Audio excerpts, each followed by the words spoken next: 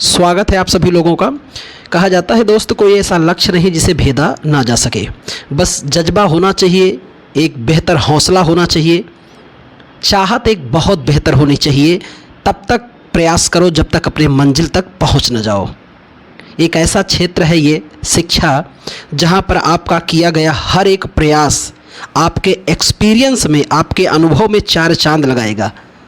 हर एक प्रयास ये नुकसान ही नहीं करेगा। जितना प्रयास होगा उतना ज़्यादा बेहतर आप होंगे। आपसे ज़्यादा बेहतर कोई हो ही नहीं सकता है।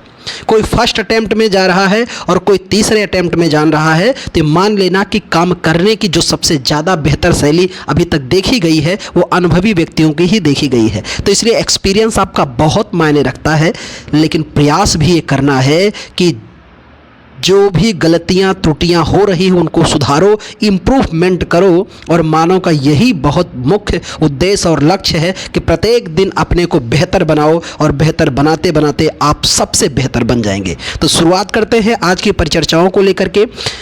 हाल में ही लापता लेडीज फिल्म, एक फिल्म है जिसका नाम है लापता लेडीज।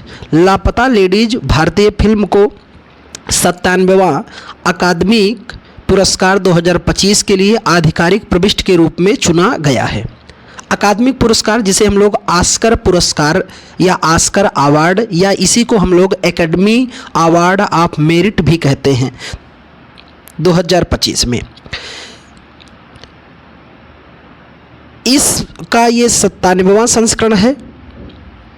और इसमें भारतीय फिल्म को ऑफिशियल एंट्री मिली है, और उस भारतीय फिल्म का नाम क्या है? लापता लेडीज, जिसके निर्देशक हैं किरण राव।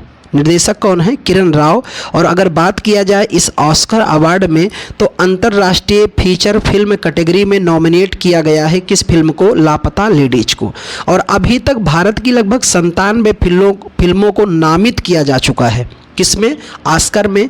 और कहते हैं इसमें नामित होने वाली भारत की पहली फिल्म है मदर इंडिया 1997 में, जिसके निर्देशक महबूब खान साहब थे। और नामित कुछ अगर प्रमुख फिल्म भारतीय फिल्मों की मैं बात करूं 97 में से, कुछ इधर जो फाइनल भी सेलेक्ट भी हुई हैं, उनमें से कुछ प्रमुख फिल्में रही हैं। जैसे बात करें मदर इंडिया 1997 में, सलाम बॉम्बे 1998 में, लगान 2001 में, और कुछ नामित भी रही हैं जैसे श्वास 2004 में, पहेली 2005 में, और रंग दे बसंती। तो ये कुछ फिल्में नामित रही हैं और फाइनल चरण तक भी गई हैं किसमें? ऑस्कर में। आइए बात करते हैं हम लोग कि ऑस्कर पुरस्कार पाने वाली पहली भारतीय महिला का नाम भानु अथैया है। 1982 में दिया गया था। अभी लेटेस्ट बात करें 2023 में कार्तिक गोंसाल्वेस को और एवं गुनीता मोंगा को मिला है। फिल्म का नाम है हाथी की फुसफुसाहट। तो इस किरदार के लिए भी इन लोगों को ऑस्कर दिया गया है। तो बस लेटेस्ट में इन्हीं भारतीयों को मिला है। बात करते हैं ऑस्कर 2024 की। तो ऑस्कर 2024 में बेस्ट फिल्म का अवार्ड किसे मिला है? ओपनहीमर का। ये विदेशी फिल्म है और इस फिल्म को के डायरेक्टर को ही बेस्ट निर्देशक का पुरस्कार मिला है क्रिस्टोफर नोलन को। और इस ओपनहीमर के ही बेस्ट एक्टर हैं जिनका नाम है सिलियन मर्फी। बेस्ट एक्टर्स की बात किया जाए ऑस्कर में, तो इमा स्टोन हैं जो पुअर थिंग फिल्म के लिए इन्हें बेस्ट एक्टर का अवार्ड दिया गया है किसमें? ऑस्कर में। बात करते हैं हम लोग कि हाल में ही पुणे एयरपोर्ट का नाम बदलकर जगत गुरु सर्वश्रेष्ठ तुकाराम महाराज कर दिया गया है। संत तुकाराम जो हैं ये 17वीं सदी के बड़े महान संत थे महाराष्ट्र के। इन्होंने वहाँ पर धार्मिक आंदोलन जन जन तक ईश्वर की भक्ति, साधना, आराधना, प्रेम, पूजा, सद्भाव, मानवता इत्यादि का प्रविष्ट कराया था संत तुकाराम ने।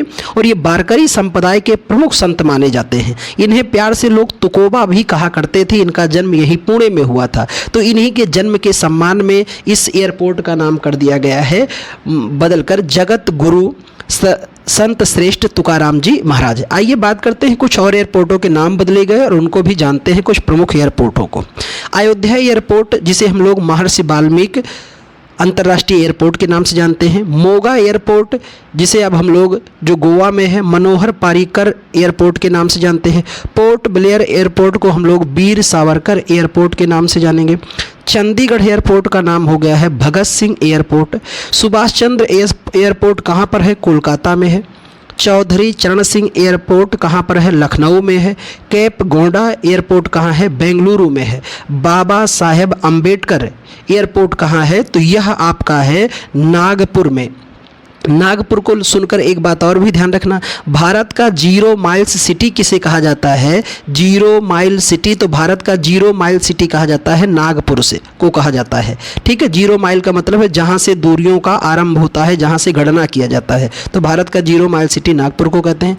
शेख अलम एयरपोर्ट कहां पर है? श्रीनगर में है। तो ये कुछ एयरपोर्ट भी आपको ध्यान में रखना है। आइए बात करते हैं हम लोग मित्र, शून्य बेस्ट टू लैंडफिल अवार्ड किसे दिया गया है? तो तिरुअनंतपुरम एयरपोर्ट को, जो कहाँ पर है? केरल में है। विंग्स इंडिया अवार्ड 2024 में सर्वश्रेष्ठ एयरपोर्ट का पुरस्कार दिया गया है कैंप गोडा एयरपोर्ट, जो कर्नाटक में है, और दूसरा है Indira Gandhi international airport. Indira Gandhi international airport को दिया गया है।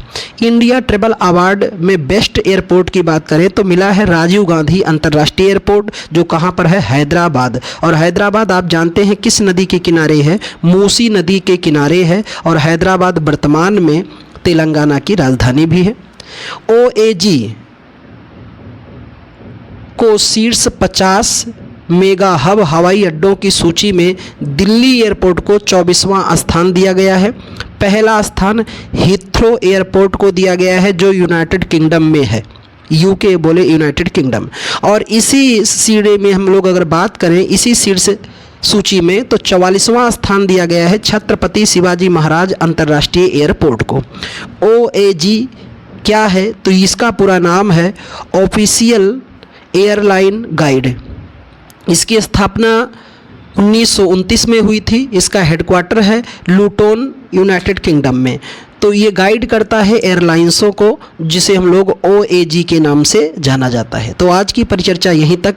उम्मीद अगर आपको सेशन अच्छा लगा हो, समझ में आया हो, तो आप अपने जो स्टडी ग्रुप उसमें शेयर कीजिए, अपने मित्रों तक पहुंचाइए, और खूब बेहतर से इसको 2 बार 3 बार, अगर जो खाली टाइम है आप तो इसको स्पीड करके सुनिए, 3 बार 4 बार सुनिए। देखिए पूरा का पूरा मतलब यही है कि आपको तैयार होना चाहिए, और आप बिल्कुल, ताकि इससे जो समस्याएं हैं वो ख़त्म हो जाएं। जीके और स्टैटिक इन दोनों आपके बड़े महत्वपूर्ण पार्ट हैं, तैयार हो जाए और आप सेलेक्ट हो जाइए। इसलिए जितनी बार हो सके, जितनी बार में उतनी बार सुनिए। जब भी मोबाइल उठाइए तो ईयरफोन लगा कर इसे स्पीड से करके आप सुनिए, लिखिए, पढ़िए, सुनिए इतनी बार कि जितने में आप बिल्कुल सेलेक्ट हो जाइए। तो अगले सेशन में पुनः हम एक बार मिलेंगे। तब तक के लिए आप लोगों को बहुत बहुत धन्यवाद। खूब पढ़िए, खूब मेहनत कीजिए।